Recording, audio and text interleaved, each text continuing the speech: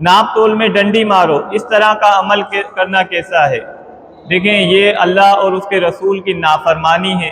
آپ یہ یاد رکھیں جتنا رزق اللہ نے آپ کا مقدر کر دیا ہے اتنا ہی آپ کو ملے گا، نہ آپ کی نافرمانی آپ کے رزق کو بڑھا سکتی ہے اور نہ آپ کی فرما برداری بڑھا سکتی ہے۔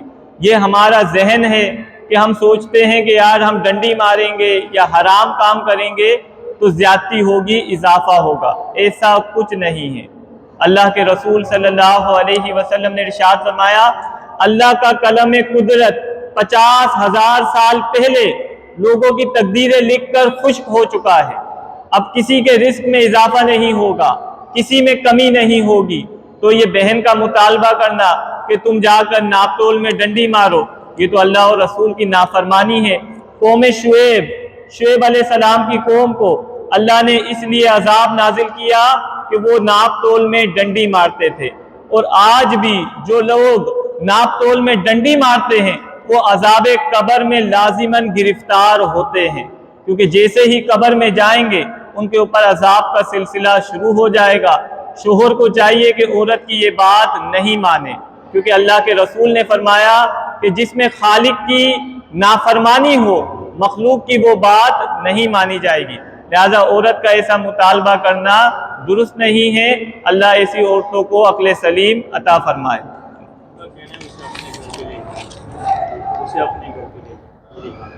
مطلب شروع میں کیا لکھا ہوا ہے؟ سوال کیا ہے؟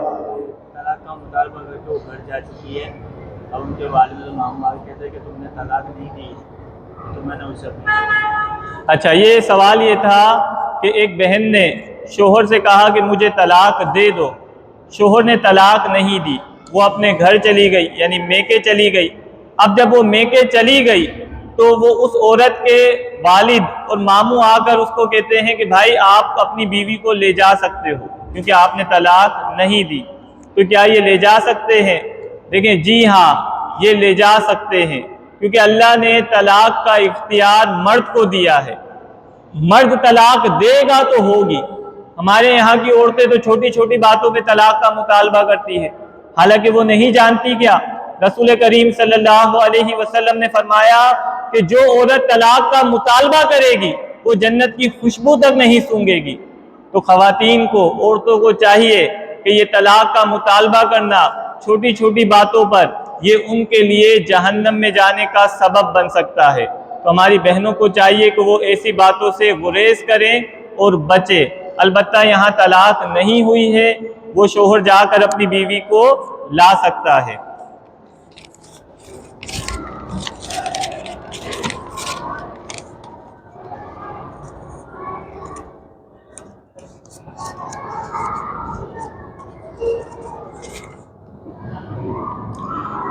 بھائی کا سوال ہے، ہم نے منت مانگی تھی کہ ہم جب بھی کوئی اولاد ہوگی ہم اسے ساتھ لے کر وہاں جائیں گے، اب اسباب نہیں ہو رہے تو کیا کریں؟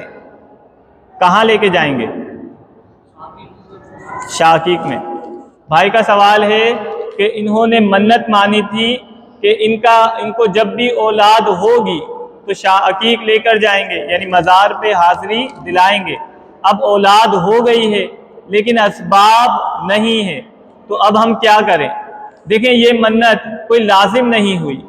منت کہتے ہیں جو عبادت کی ہو وہ لازم ہو جاتی ہے۔ عبادت کی کیا ہے؟ نماز کی منت، روزے کی منت، عمرے کی منت، صدقے کی منت، یہ لازم ہو جاتی ہے، اس کو پورا کرنا ضروری ہوتا ہے۔ اب یہ جو منت ہے کہ میں مزار پہ لے کے جاؤں گا، یہ منت عرفی منت کہلاتی ہے، یعنی اگر آپ کر سکتے ہیں تو اچھی بات ہے، نہیں کر سکتے تو گناہگار نہیں ہوں گے۔ لیکن ہمارے یہاں توہم پرستی زیادہ ہے، یعنی ہم وہمی مریض زیادہ ہو گئے ہیں۔